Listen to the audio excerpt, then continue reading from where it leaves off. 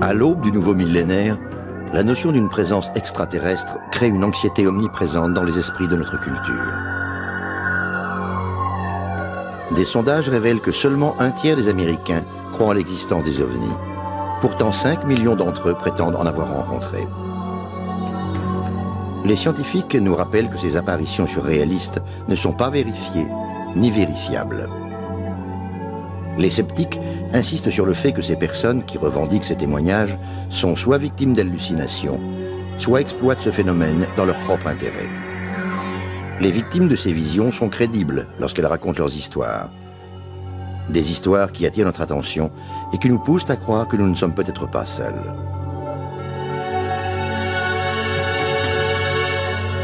En 1955, au fin fond du Kentucky, un homme se souvient que sa famille a prétendu se battre contre les extraterrestres.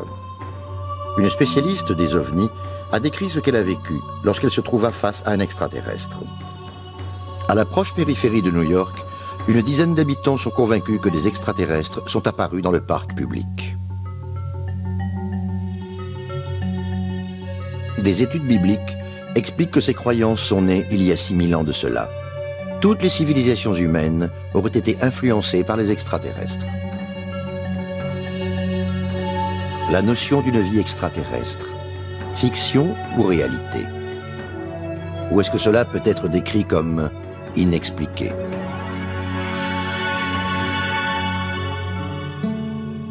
En 1955, à Kelly, dans le Kentucky, à 150 km au nord de Nashville, vivait une paisible communauté de fermiers. Durant la nuit du 21 août, à la lisière de la campagne de Kelly, une dizaine de personnes ont fait une étrange rencontre avec des extraterrestres.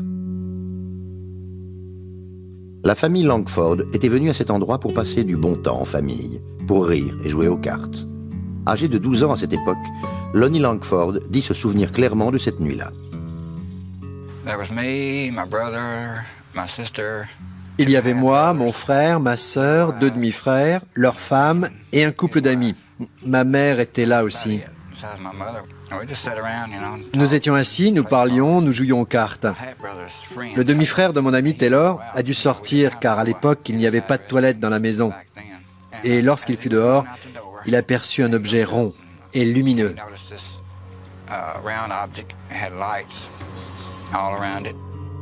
L'invité des Langford a couru en direction de la maison pour raconter ce qu'il venait de voir. Ils ont tous cru à une blague. La partie de cartes ne fut pas interrompue pour autant. Finalement, ils allèrent tous dormir. Tous, sauf la mère de Lonnie.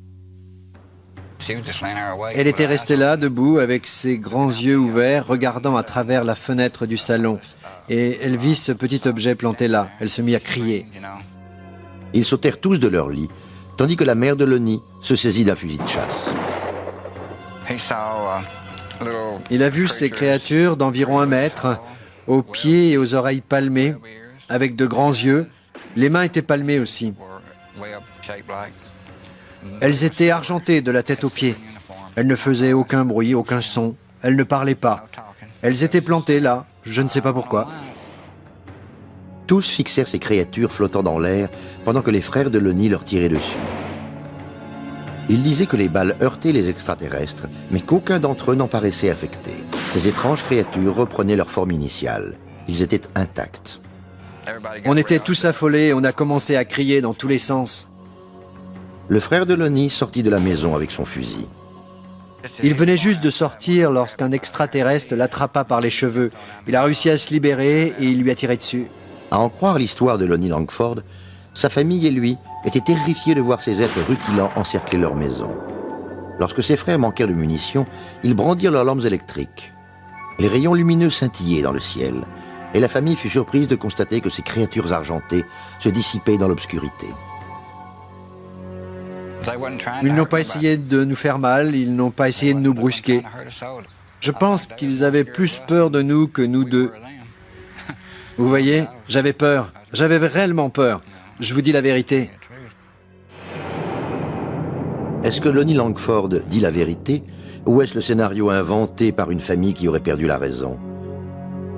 Mais ce que nous savons aussi, c'est que durant la même nuit, d'autres résidents du voisinage ont témoigné avoir aperçu des formes météoriques lumineuses accompagnées d'un étrange vrombissement. Lorsque la famille Langford témoigna, la police, la gendarmerie et même des soldats de la base militaire limitrophe, Fort Campbell, sont venus recueillir leurs témoignages. M. Russell Ferguson, un officier de l'État du Kentucky, enquêta sur les lieux de l'incident. Il ne trouva aucune preuve tangible pour être convaincu de l'histoire de la famille Langford. La seule chose que nous ayons trouvée là-bas, c'est une famille complètement perturbée, choquée, et qui jurait que des petites créatures argentées, aux grands yeux et avec de grosses têtes, avaient tenté de s'introduire dans leur maison. M. Philippe Imbrogno, professeur de sciences, jugea que l'histoire de la famille Langford était incontestable. Il pense qu'ils avaient effectivement pu rencontrer des extraterrestres. C'est le genre de situation qui est très convaincante, parce que, dans ce cas, vous avez une famille qui ne se soucie guère des ovnis. Et tout à coup, ces êtres viennent sur leur terrain. Ils leur tirent dessus, etc. Depuis ce jour, ce genre de témoignage m'a convaincu que nous devrions reconsidérer, de temps en temps, le fait que des extraterrestres puissent se poser sur cette planète et tenter de rentrer en contact avec notre société. Durant la période où les Langford eurent cette apparition, au milieu des années 50, les Américains des quatre coins du pays furent captivés par l'espace. Une nouvelle vague de films de science-fiction naquit à Hollywood. Une majorité de ces films s'articulaient autour de l'inquiétude de la guerre froide. Les habitants de la région étaient endoctrinés par les films, les livres, les articles de presse de science-fiction. C'était très populaire à l'époque. Mais il ne faut pas oublier que ces gens étaient de véritables paysans et des fervents religieux de croyances protestantes. Leurs engagements religieux étaient fondamentaux. Alors que les Langford clamaient être de fervents chrétiens, est-il possible qu'ils aient voulu se démarquer face aux autres religieux ce fameux dimanche après-midi? L'officier Russell Ferguson n'est pas d'accord. Il pense qu'ils avaient trop bu. Je n'ai rien vu de semblable, sauf un groupe de gens déchaînés. Ils avaient quelque chose de particulier. Et cela venait, je pense, de la journée magnifique. On n'avait pas d'alcool parce que ma mère était une fervente chrétienne et elle interdisait l'alcool à la maison. Mes frères en consommaient, mais il n'y avait aucun endroit où s'en procurer. Il n'y avait pas du tout d'alcool dans les environs cette nuit-là. Une autre explication aurait pu être à l'origine des événements de cette nuit-là. Un cirque ambulant était en ville. Je me suis rendu au bureau des archives et j'ai retrouvé les dates de passage. Le cirque Shrine était en représentation durant 3 nuits, le jeudi, vendredi et samedi. C'était un événement à Kelly. Il est fort probable que des singes faisaient partie de la troupe de cirque et que certains d'entre eux se soient échappés. Certaines personnes disent que les extraterrestres que nous avons vus étaient en fait des singes de la troupe de cirque. Je ne savais même pas qu'il y avait un cirque en ce temps-là. Si ces étranges visions n'étaient pas dues à une consommation d'alcool excessive ou à des singes joueurs, que s'est-il réellement passé? Greg Little, écrivain sur les phénomènes paranormaux, pense qu'il y a une explication scientifique à cela. Cette région du Kentucky s'étend sur une grande faille terrestre. Des petites pressions tectoniques dans le sous-sol peuvent créer des formes étranges dues aux décharges électromagnétiques assez fortes pour désorienter les gens. Ces énormes plasmas sont recouverts de champs électromagnétiques. Lorsqu'une personne entre en contact avec ces champs, cela crée une interaction biochimique avec le cerveau. Cette action produit de la sérotonine, une substance biochimique identique à une drogue hallucinogène appelée diméthyltryptamine qui, pendant 30 minutes, procure les mêmes effets qu'une dose de LSD. Donc, si vous êtes en état de somnolence avec une dose de LSD, comment appelleriez-vous ces visions? Un rêve. Rêve? Cauchemar?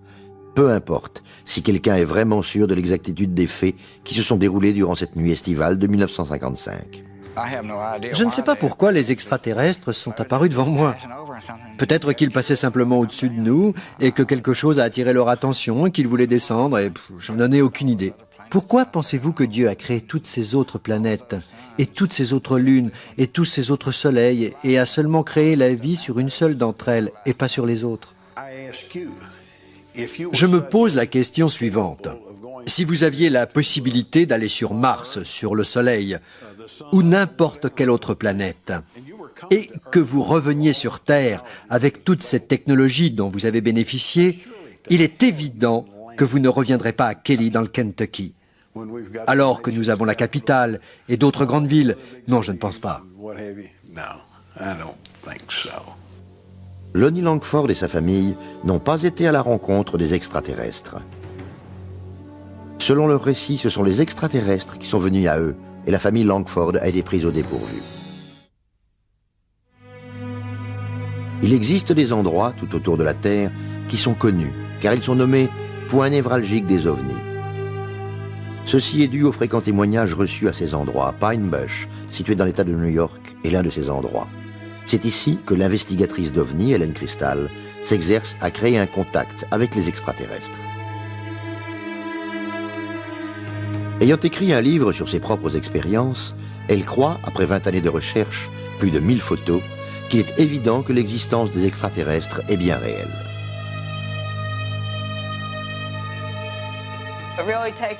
Il faut avoir une forte mentalité pour faire ceci tout en étant cohérent. Et de ce fait, vous vous mettez à faire des recherches. Je veux dire que ce sont les gens comme moi qui tentent d'accumuler les recherches et finalement ça devient concluant. Ils provoquent des rencontres avec les extraterrestres en utilisant des appareils spécifiques et des appareils d'enregistrement. Durant les années 80, Helen fut la première personne à effectuer des recherches sur les extraterrestres dans la région de Pine Bush. À cette période, un médium lui a confié qu'elle avait été soignée par des extraterrestres alors qu'elle avait une grave maladie infantile. En fait, elle m'a d'abord expliqué, puis m'a dit « Quand tu avais 4 ans, tu étais très malade. J'ai vu ce vaisseau à côté de cette maison blanche. Ils sont venus et t'ont guéri. » J'ai répondu « Effectivement, j'étais très malade. J'étais malade pendant 8 mois. Je pense qu'à cette époque, j'avais 2 ans. » Cette explication encouragea Helen à poursuivre son rêve de rencontrer des extraterrestres. Voici son histoire. Elle prétend que le 7 août 1980, elle a vécu une intense rencontre avec les extraterrestres qui a satisfait sa curiosité, peut-être beaucoup plus qu'elle ne l'avait espéré. Ma seule motivation fut que je ne voulais pas inspecter un nouveau champ tant que je n'avais pas été dans les autres. Je voulais être sûre que le terrain n'était pas dangereux parce qu'il y a beaucoup de ruisseaux et de clôtures et on peut facilement trébucher. Le premier signe était à quelques mètres de là, donc je me suis rapprochée. À première vue, il y avait des faisceaux lumineux. J'ai vu une immense lumière éclairant les arbres de l'autre côté de la rue. Je n'étais pas sûre de ce que je voulais faire. Je pensais qu'ils allaient m'affronter. Helen releva le défi. Elle parcourut la zone d'un champ à l'autre tout en faisant attention. Prenant son courage à 2 mains, elle retourna à l'endroit où elle avait aperçu pour la première fois cette lumière mystérieuse. Elle dit avoir pénétré dans la lumière qui traversait les arbres. Elle avait vu quelque chose qui ressemblait à un papillon de nuit. Elle se baissa et vit des jambes qui couraient ça et là. La chose a semblé courir à travers champs jusqu'à s'enfoncer dans les broussailles. Mais c'est autre chose qui m'a intriguée. Celle qui envahissait le champ, puis s'est arrêtée et m'a entourée. Les extraterrestres à Pine Bush faisaient à peu près 1,10 m de hauteur. Ils ne portaient pas de vêtements. Ils étaient beiges, un beige très pâle. Ils étaient très minces. Ils avaient une grosse tête, sans cheveux, des yeux jaunes, immenses, qui recouvraient les côtés du visage, et ces yeux fixaient ma lampe électrique. Helen se sentait saisie d'une force irrésistible due aux radiations émanant de ces créatures. Je veux dire, ils voyaient. Si tu regardes quelqu'un de cette taille, tu ne penses à rien de la même façon que lorsque tu regardes un enfant. Puis tu ressens cet impressionnant sentiment de force. Et je pense que c'était cela à ce moment précis, moment où j'ai probablement décidé de partir. C'était probablement l'un des facteurs décisifs de mon départ. Effrayée et épuisée, elle conduisit jusqu'à un parking désert et reprit ses esprits.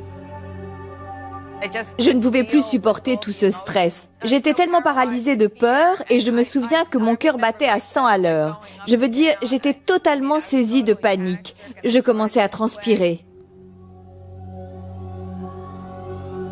En dehors de ses recherches, Hélène Cristal a développé différentes théories concernant la venue des extraterrestres sur Terre.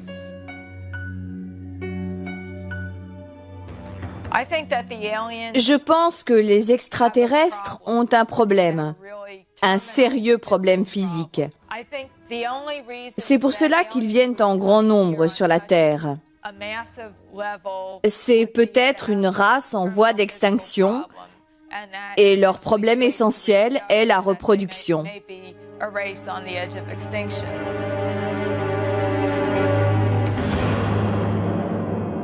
Est-ce que les déclarations d'Hélène Cristal concernant les incursions d'extraterrestres dans le nord de l'État de New York peuvent être prises au sérieux?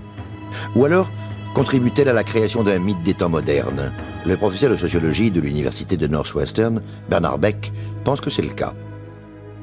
Un certain nombre de personnes prétendent que lorsque les extraterrestres viennent, ils sont si intelligents et si doués, uniquement par le fait qu'ils soient là, qu'ils amènent avec eux toutes sortes de choses qui rendent notre vie meilleure et qu'ils prennent soin de nous. Comme n'importe quelle chose créée par des gens ordinaires dans la majorité des cultures, comme discuter dans un bar devant une bière, cette rencontre extraordinaire crée un sens de la culture, des perspectives, et finalement les choses se passent comme elles le devraient. Selon Philippe Imbrogno, chercheur spécialiste des ovnis, les espérances d'Hélène sont tellement fortes, conjuguées à la fascination qu'elle a pour la science-fiction, que sa crédibilité est sérieusement compromise. Je suis certain qu'Hélène Cristal est très sincère dans ce qu'elle entreprend. Je me pose des questions sur ses méthodes d'investigation et sur les conclusions qu'elle en a tirées. Lorsqu'elle prend en considération ces témoignages, elle dit que ça ne peut pas être autre chose que des extraterrestres. Oui, d'accord. Lorsque j'examine ces témoignages, c'est évident, il y a quelque chose qui se passe ici. Il y a trop de phénomènes inexpliqués, mais je pense que ces témoignages ne sont pas assez solides pour expliquer que les extraterrestres descendent de ces vaisseaux de l'espace. Beaucoup de visions d'extraterrestres se produisent dans la vallée d'Hudson, non loin de l'aéroport international Stewart, près de Pine Bush. Monsieur Ken Noé, ancien contrôleur et directeur de l'aéroport, aujourd'hui à la retraite, a l'habitude d'entendre ce genre de révélations. Les gens peuvent voir des météores qui offrent des vues spectaculaires parfois. La plupart des visions dont j'ai entendu parler se déroulent le soir. De nombreux avions sont équipés de lumières aux configurations différentes. Et si les gens passent tout leur temps à regarder le ciel, ils peuvent apercevoir des choses insolites. Pour brouiller les pistes, durant l'été de l'année 1988, alors que des phénomènes étranges étaient censés se dérouler dans la région, un groupe de pilotes décida de faire une farce aux habitants de la vallée d'Hudson. Ils ont volé dans un étrange dispositif, comme dans un avion en forme de V qui ne faisait pas de bruit, et il paraissait très impressionnant. Ça paraissait tellement énorme que les gens ont tout de suite pensé à des extraterrestres, ce qui était probablement la première intention du pilote qui voulait se moquer d'eux. Cet événement a causé une grande frénésie pendant des années.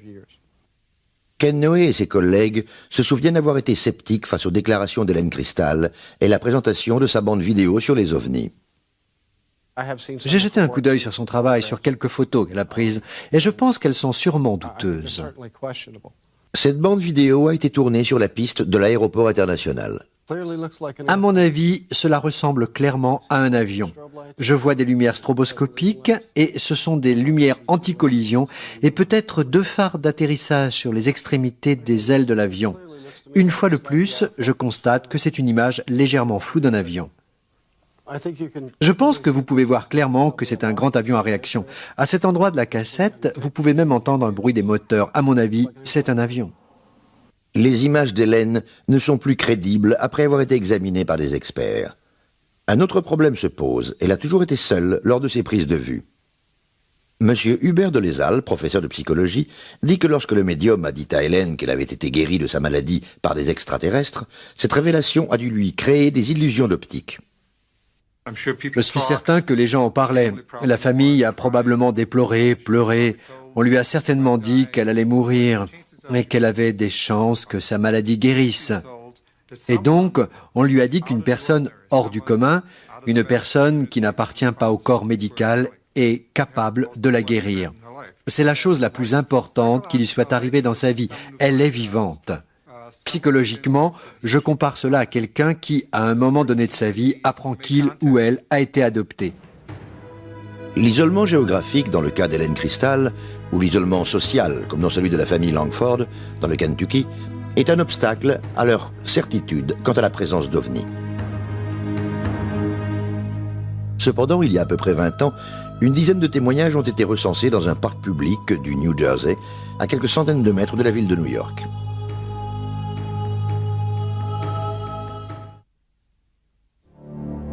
Plusieurs visions d'extraterrestres sont facilement justifiées. Mais lorsqu'il y a plus d'une personne qui prétend voir le même objet au même moment à des postes d'observation différents, la thèse est plus difficile à écarter. Nous sommes dans le département d'Hudson, dans le New Jersey, dans la ville de North Bergen, une banlieue de la classe moyenne située sur l'autre rive de la rivière de New York. Ces résidents sont des travailleurs et ont acquis une éducation professionnelle et sont plutôt réalistes. C'est également un endroit où les témoignages d'OVNI sont constants. George Obarski était propriétaire d'un magasin d'alcool et utilisait la même route tous les soirs pour rentrer chez lui à North Bergen, dans le New Jersey, et ceci durant des années. Le 12 janvier 1975, à 3 heures du matin, alors qu'il se dirigeait en direction d'un parking, soudainement sa radio s'arrêta. Il raconta son histoire ultérieurement à l'enquêteur Bud Hopkins, qui enregistra sa version à l'aide d'un dictaphone.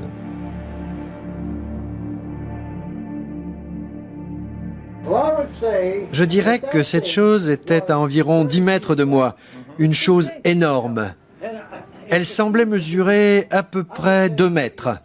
Elle ressemblait à un pancake, toute bouffie comme un pancake. Et cette chose s'est posée juste devant moi.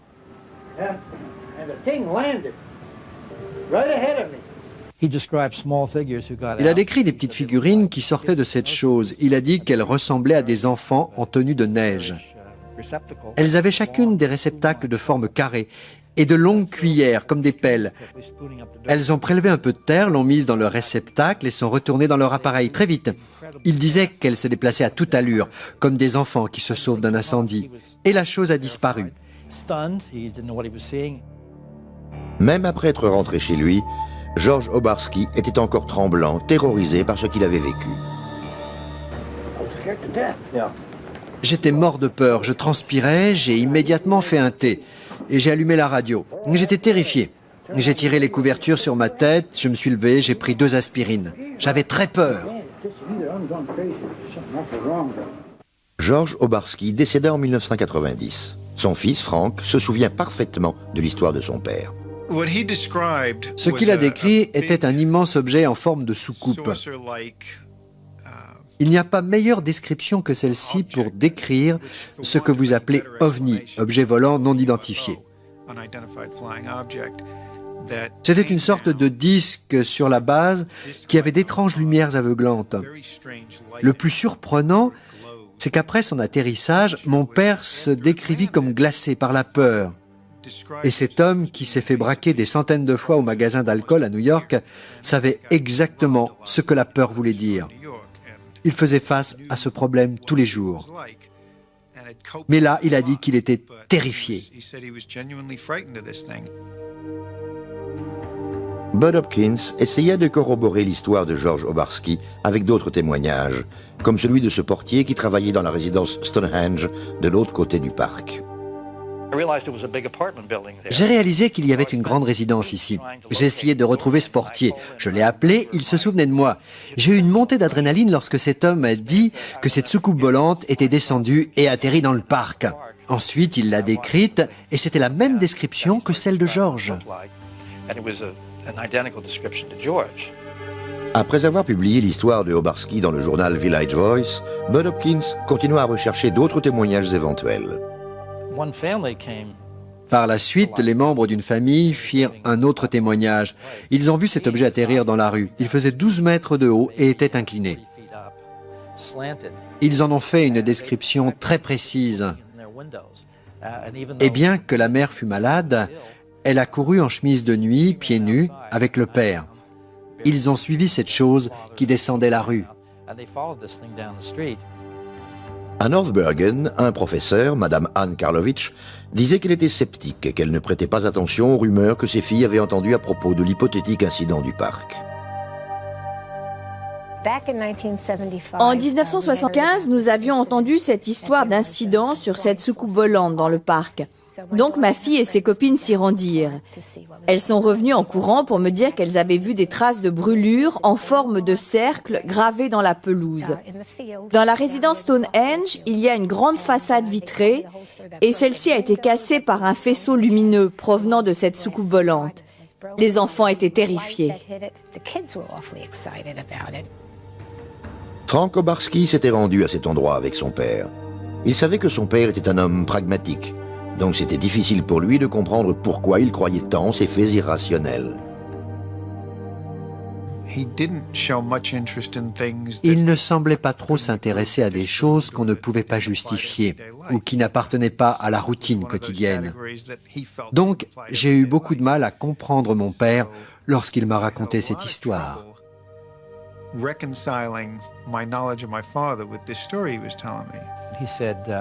Il m'a dit, « Tu sais, j'ai vécu une longue et belle vie, la plus honnête et la plus honorable que j'ai pu vivre. Un homme ne vit pas ainsi 70 ans pour tout laisser tomber. » La région nord de Bergen avait été le théâtre d'autres événements et d'autres histoires d'extraterrestres semblables à celles rapportées par le témoignage de Obarski. Après les visions surréalistes qui ont rendu Obarski célèbre, les habitants de North Bergen, dans le New Jersey, ont déclaré avoir vu des dizaines d'extraterrestres à de nombreuses et différentes occasions. À l'aube du 6 juillet de l'année 1986, l'homme d'affaires Ron Lee et l'artiste Lynette Tanapi admiraient le lever du soleil de la terrasse de leur appartement, à la résidence Stonehenge. Je me disais, oh mon Dieu, quelle est cette chose dans le ciel? Je ne cessais de la fixer. J'ai vu quelque chose qui n'est pas identifiable. Ninetta et moi ne cessions de la regarder et ça ne bougeait pas, ça ne faisait pas de bruit. Et on la suivait des yeux en se demandant ce que cela pouvait être. Si cette chose faisait un bruit de moteur, j'aurais été moins méfiante. Mais cette chose immense était si silencieuse. C'était un objet d'une forme très impressionnante. C'était d'une forme ovale avec 3 paires d'yeux sur la base. Cet objet est resté immobile dans le ciel pendant 5 à 10 minutes. Et ensuite, d'un seul coup, il a volé en direction du sud, à une vitesse incroyable.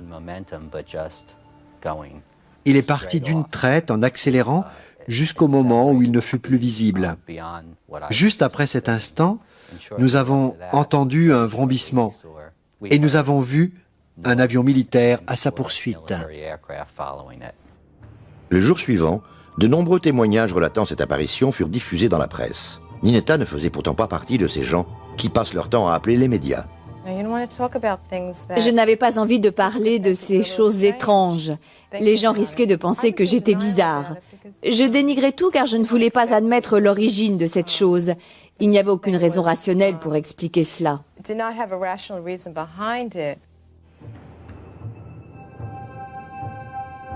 2 ans après, dans la même région du New Jersey, Dave DeLia déclara avoir vu un ovni le jour de la Saint-Patrick de l'année 1988 au-dessus du parc d'Hudson.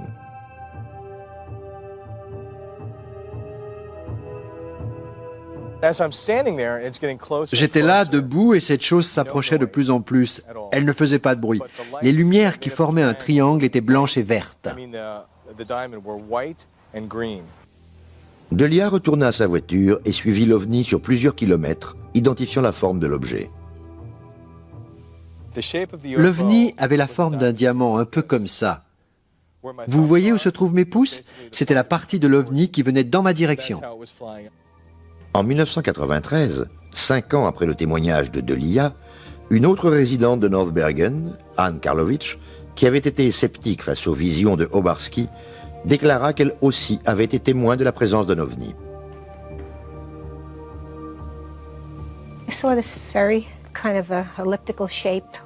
J'ai vu cette forme ovale avec de larges lumières aveuglantes.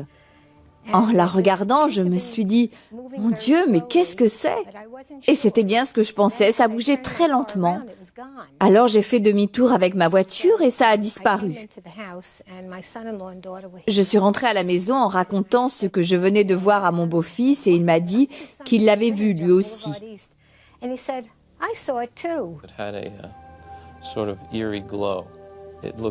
Cet objet était d'une clarté terrifiante. Il était métallique et avait des étranges lumières comme des projecteurs fluorescents. C'était, si j'ai bonne mémoire, un objet de la forme d'un dirigeable, tout en longueur, comme une ellipse. Vous voyez, une sphère elliptique.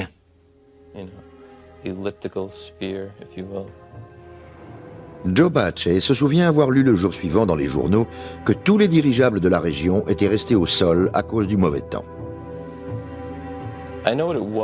Je sais que ce n'était pas ça. Je sais que ce n'était pas des lumières qui traversaient les nuages, ou une météore, ou rien de semblable. Je pensais que c'était un avion du gouvernement, comme ceux de l'Air Force. Ils ne divulguent jamais leurs nouvelles armes de combat. Ce n'était pas un avion, ce n'était pas un hélicoptère, c'était une sorte de dirigeable.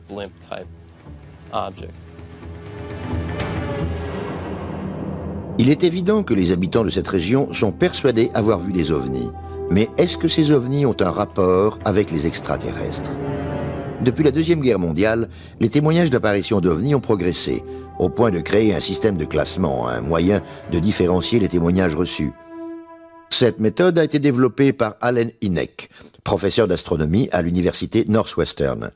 C'est lui qui inventa la phrase « rencontre du troisième type » pour décrire les contacts entre les humains et les extraterrestres. Philippe Imbrogno a collaboré à l'élaboration du dernier livre de Hynek en 1987. Ils ont recensé tous les témoignages provenant de la côte est des États-Unis. Philippe Imbrogno disait qu'ils se comptaient par milliers. À partir du moment où j'ai commencé à enquêter sur d'autres cas de témoignages, j'ai réalisé que je venais juste de toucher la pointe de l'iceberg. En fait, depuis un peu plus de 5 ans, il y a eu 7000 témoignages. De nos jours, ces témoignages sont apportés par des gens importants de la société, des policiers, des pilotes, des avocats, des éducateurs, des PDG. Ils ont tous vu un objet volant au-dessus de leur tête, un objet qu'ils considèrent être plus grand qu'un terrain de football. Hubert de Lézal soutient le fait que les gens qui disent avoir vu un ovni sont des gens qui font l'erreur de croire voir ce qu'ils imaginent. Ce que nous examinons, c'est un phénomène de perception qui vient d'une enfance mal vécue, dans de mauvaises conditions, et qui engendre des apparitions sur lesquelles les objets prennent forme. Posez-vous la question de savoir si, en plus, ces personnes sont myopes, dyslexiques ou astigmates, ou souffrent de n'importe quelle autre déficience optique. Et maintenant, reconsidérez la question non pas sur les objets non identifiés, mais sur les objets immobiles non identifiés. Je sais ce que j'ai vu. C'est tout ce que je peux dire. Je sais que j'ai vu quelque chose qui ne ressemblait à rien à ce que j'avais vu auparavant. La journaliste Sally Deering a grandi dans la région de North Bergen. Elle a entendu des dizaines d'histoires sur les apparitions d'extraterrestres et elle pense que toutes ces croyances sont ridicules. Ils ont cru aux ovnis. Vous savez, je pense qu'ils ont bondi sur ce phénomène trop vite. Il y a différentes façons d'expliquer toutes ces choses que l'on voit. Les gens veulent croire en quelque chose. Je me souviens au début des années 70, on lisait un livre. Vous savez, Robert Heinlein est un étranger sur une terre étrangère. Un livre de Kurt Vonnegut. On appréciait la science-fiction pour ses métaphores par rapport à notre façon de penser à l'époque. Est-ce que les personnes qui pensent voir des extraterrestres confondent la science-fiction et la réalité? Selon le professeur de Lézal, les gens qui revendiquent avoir vu des ovnis et des extraterrestres sont peut-être en train d'expérimenter un besoin psychologique. Quelque chose de plus grand qu'eux, par conséquent, quelque chose qui prend possession de leur réflexion et qui a peu ou pas du tout de support. Je pense que ce qui arrive à ces gens, c'est l'effet de masse. C'est très normal d'être inclus et de faire partie de ce genre de choses. C'est devenir de plus en plus accepté. Les expressions suivantes « tu es fou » ou « il y a quelque chose qui ne va pas dans ta tête » ou « tu es un menteur » sont devenues obsolètes. Je pense que les gens ont l'esprit plus ouvert. Maintenant, les gens ont envie de vivre quelque chose d'excitant et d'en faire partie. La découverte spatiale est entrée dans les mœurs. Les images sont populaires, tout comme la découverte des planètes. Le monde des croyances est en mouvement.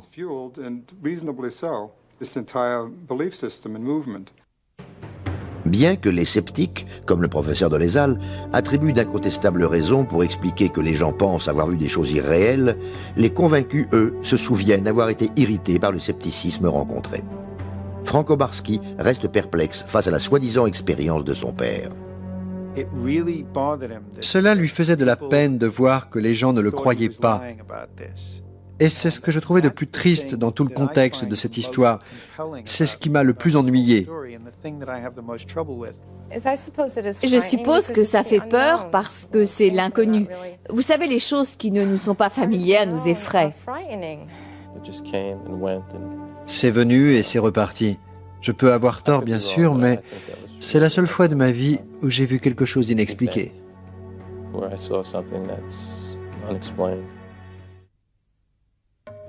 Il y a à peu près 6000 ans de cela, dans le sud de la Mésopotamie, vivait un peuple appelé les Sumériens. Ils étaient très en avance sur leur époque. Comme les anciens Égyptiens, de nombreux aspects de la civilisation sumérienne sont empreints de mystère. Zecharia Sitchin étudie les textes bibliques et est expert en civilisations anciennes.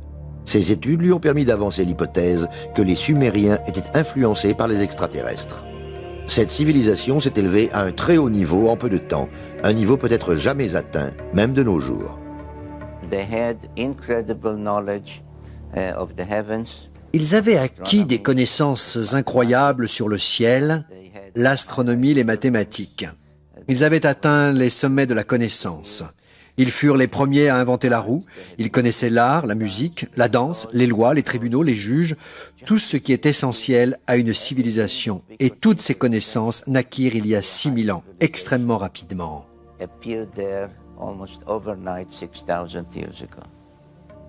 Sitchin pense que lorsque les Sumériens ont atteint les sommets de la connaissance, 4000 ans avant Jésus-Christ, les comportements sociaux de cette région changèrent brusquement, peut-être à cause de l'influence indirecte des extraterrestres.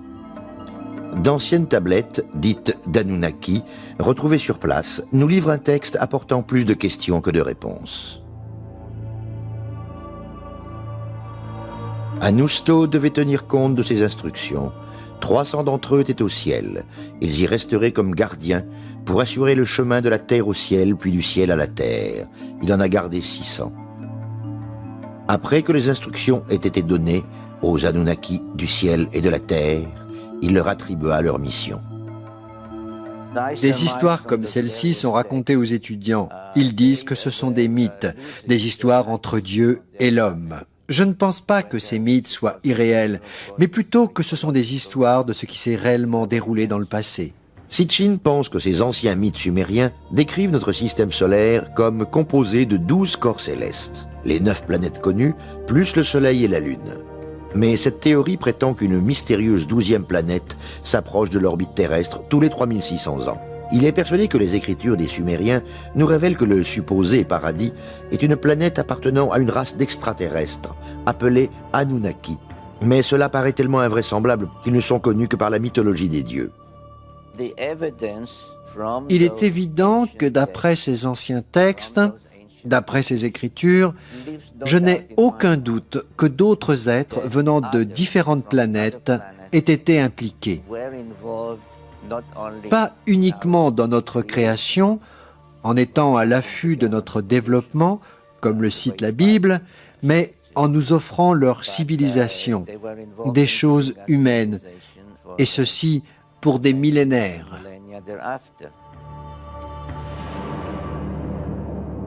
La quasi-totalité des études faites sur les Sumériens rejette les hypothèses du professeur Sitchin.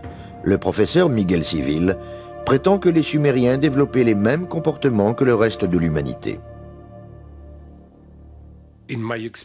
D'après mon expérience, il n'y a rien dans l'évolution de la culture du sud de la Mésopotamie qui ne peut pas être expliqué par l'évolution normale de la culture en général. Le professeur Miguel Civil soutient que les textes de la mythologie sumérienne ne sont ni plus ni moins que ce qu'ils semblent être, des mythes. Il questionna Sitchin sur ses recherches et ses conclusions. L'auteur mélange plusieurs langues et explique une forme de langage par une autre. Parfois, il ne semble même pas reconnaître un mot sumérien d'un mot arcadien ou hébreu.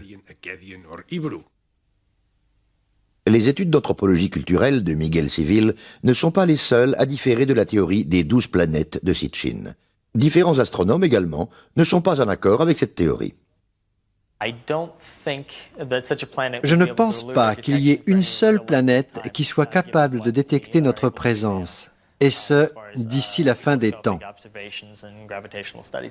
Ce que nous devons faire, c'est mettre de côté les télescopes et toutes les études sur la gravité. Ce sera plus intéressant.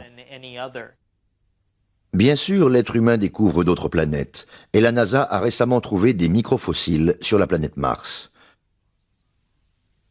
Leur découverte prouve qu'il existe des possibilités de voir un jour un signe de vie dans n'importe quel endroit du cosmos. Ma question est que s'il y a des formes de vie qui se développent à la surface des planètes, vous devez avoir un climat tempéré. Vous devez avoir de l'eau à la surface ou de l'humidité. Il est possible que parmi ces précurseurs de la vie, des molécules organiques aient été apportées sur Terre par le biais des comètes, car nous savons que les comètes véhiculent de la poussière organique. De nombreux astronomes et astrophysiciens sont en accord avec la théorie du professeur Novick. Et même s'il y avait une vie avancée dans n'importe quel paradis, même si on avait la meilleure technologie, la distance serait simplement trop éloignée.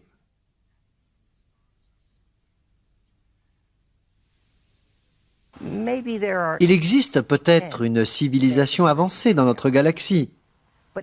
Mais si vraiment il y en a une, elle est beaucoup trop loin. Il n'y a aucune chance de la voir un jour. Elle est à des centaines d'années-lumière d'ici. Il n'y a aucune chance. On n'aura jamais de visite.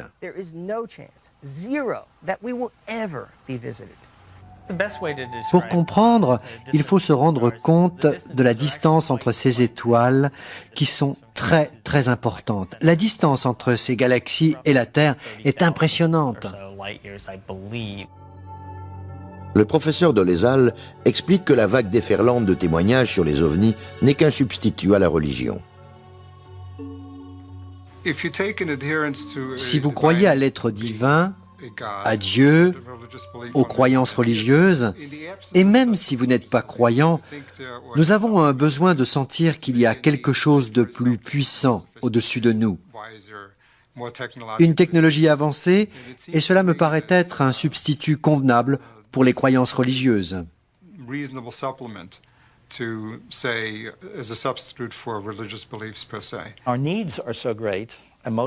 J'ai besoin de ressentir une grande émotion pour être religieux et je pense que c'est très difficile.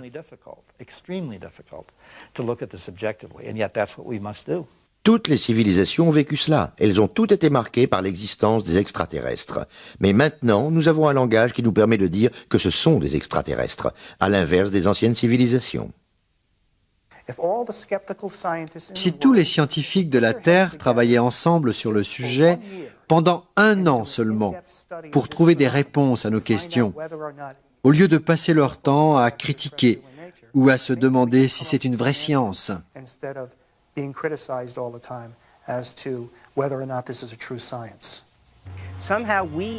Parfois, un scientifique doit expliquer aux gens ce qu'il comprend réellement. Nous ne savons pas tout, mais nous avons une idée sur le sujet des extraterrestres, et c'est tout ce que nous désirons. J'approuve les gens, et je pense que tout ce dont la culture a besoin, ce n'est pas vraiment quelque chose qui se trouve dans la culture de la nation. Bud Hopkins pense qu'il est trop avant-gardiste pour imaginer que des ovnis puissent exister, mais s'il avait fait des recherches sur les visions des témoins, il aurait acquis une meilleure popularité. Eh bien, je voudrais dire que c'est un phénomène incroyable. Peu importe le point de vue de chacun, c'est une découverte incroyable pour l'homme. La science fonctionne ainsi. S'il y avait quelque chose de crédible, des faits qui donnent des preuves, que l'on puisse dire « oui, je comprends ce que tu veux dire », les gens seraient ravis. Mais s'il existait un miracle qui permettait de fonctionner comme cela, les scientifiques l'auraient déjà adopté. Les sceptiques insistent sur le fait que les milliers de témoignages rapportés sur les ovnis et les extraterrestres ne vont pas changer l'opinion, ne serait-ce que d'un seul scientifique. Mais les gens vont continuer leurs recherches avec la même hargne et dire que ce qu'ils ont vu est réel. Mais sans preuve physique, nous ne pouvons faire que des suppositions. Certains choisissent de croire en l'existence des extraterrestres plutôt que de tolérer l'incertitude de l'inexpliqué.